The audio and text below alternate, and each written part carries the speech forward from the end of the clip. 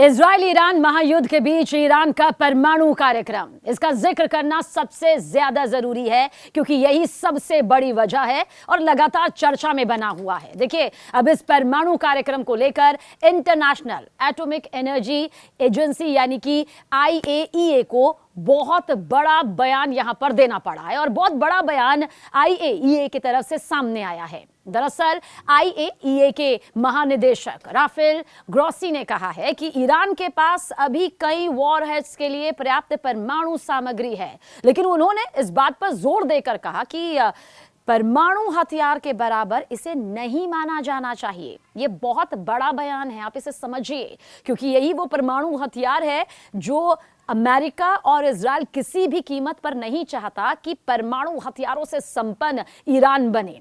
Grossi ने क्या कहा? ग्रोसी ने कहा कि एजेंसी के पास ईरान के परमाणु हथियार निर्माण के सक्रिय कार्यक्रम का कोई ठोस सबूत नहीं है।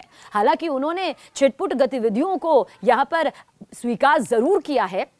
साथ ही ग्रोसी ने ईरानी परमाणु कार्यक्रम को लेकर कहा, मैं एक डिप्लोमेट हूं और मेरा मानना है कि इस खतरे या फिर चिंता को बातचीत के जरिए दूर करने का एक तरीका है। जैसा कि मैंने कहा, यानी कि ये ग्रोसी कह रहे हैं, जैसा कि मैंने कहा कि मैं ट्रंप के मिडिल ईस्ट के लिए विशेष दूत स्टीव विटकॉफ और ईरानियों के साथ भी बातचीत कर रहा हूं, बहुत अच्छी बातचीत कर रहा हूं। मेरा मानना है कि ऐसे तरीके हैं जिनसे हम ये सुनिश्चित कर सकते हैं कि ईरान को परमाणु हथियार ना मिले। मुझे लगता है कि आखिरकार यही है जो इजराइल चाहता है और जिसे अमेरिका ने घोषित किया है। ये ग्रोसी की तरफ से कहा गया है। इसके अलावा उन्होंने क्या कहा, यह भी समझिए। उन्होंने कहा, यानी कि ग्रोसी ने कहा, मुझे लगता है कि अंतर्राष्ट्रीय स्तर पर यानी कि इंटरनेशनल लेवल पर इस बात पर आम सहमति है कि ईरान के पास परमाणु हथियार नहीं होना चाहिए। और इस बीच ईरान ने कहा कि वो इजरायली हमलों के दौरान अपने परमाणु कार्यक्रम को लेकर बातचीत बहाल नहीं करेगा। उसे बीच की कोई बातचीत नहीं करनी क्योंकि युद्ध चल रहा है और ये कहा कि युद्ध के बीच ना बातचीत नहीं होती है। ईरानी विदेश मंत्री अब्बास अराक्ची ने जिनेवा में यूरोपीय राजनयिकों से मुलाकात की, जिन्होंने उनसे ईरान के परमाणु कार्यक्रम को लेकर अमेरिका के साथ कूटनीतिक प्रयासों को फिर जिंदा करने का अनुरोध किया। अराक्ची ने कहा कि ईरान कूटनीति पर तभी विचार करने के लिए, तभी सोचने के लिए तैयार है जब इजराइल की आक्रामकता रोक दी जाएगी। यानी जो इजराइल ताबड़तोड़ हमले कर रहा है, ईरान के चुन चुनकर अड्डों पर जो अटैक किए जा रहे हैं, उसे छोड़ा जाए, क्योंकि जब युद्ध चल रहा है तो बातचीत का सवाल नहीं उठता है। उन्होंने इस बात पर जोर देकर कहा कि ईरान का परमाणु कार्यक्रम शांतिपूर्ण है और इजराइल के हमले अंतर्राष्ट्रीय कानून का उल्लंघन करते हैं।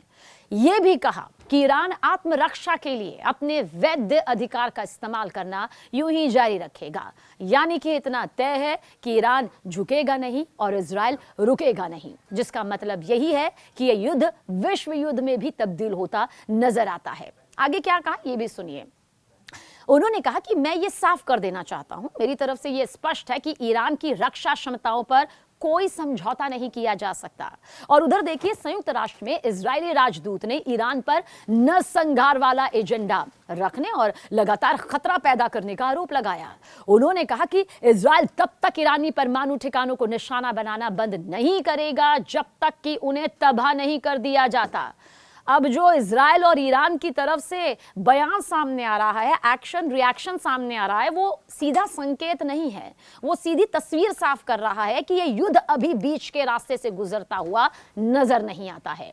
इजराइल ने साफ संकेत दिए कि ईरान के साथ उसका युद्ध लंबा चलेगा। यानी कि अगर कोई ये सोच रहा है कि मध्यस्थता हो जाएगी, ईरान या इजराइल आपस में रुक जाएंगे, तो फिलहाल इजराइल नहीं रुकेगा। इस युद्ध की जो समय सीमा है वो लंबी यहां पर चलेगी। और इस बारे में इजरायली सेना ने बयान भी जारी किया बाकायदा।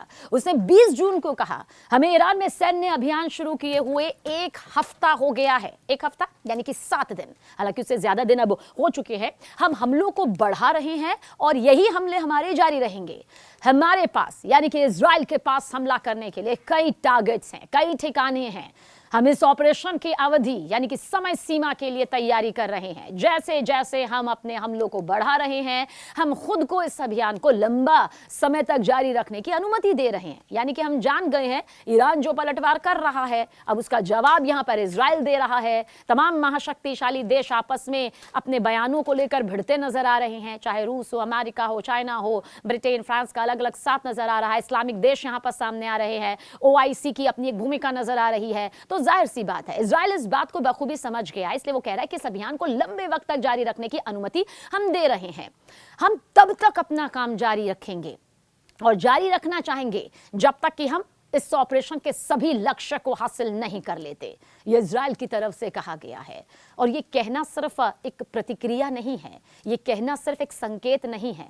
यह बता रहा है कि इजराइल अब यह मान रहा है कि चाहे किसी भी देश का कोई भी एक्शन क्यों ना हो, उसकी अपनी प्रतिक्रिया क्यों ना हो, वो ईरान के हर एक ठिकानों पर चुन चुन कर वार करेगा। और ईरान भी लगातार बैलिस्टिक मिसाइलों की बौछार दिन रात इजराइल पर कर रहा है। अब तक उसने बड़े नुकसान इजराइल को पहुंचाए हैं, अब भी नुकसान से जुड़ी तस्वीर सामने आ रही है। इजराइल भी लगातार ईरान पर वो हमले कर रहा है जो सीधे सीधे उसके रीढ़ की हड्डी कहे जाते हैं। ऐसे में युद्ध बेहद खतरनाक स्थिति में पहुंच चुका है, इससे इनकार नहीं किया जा सकता।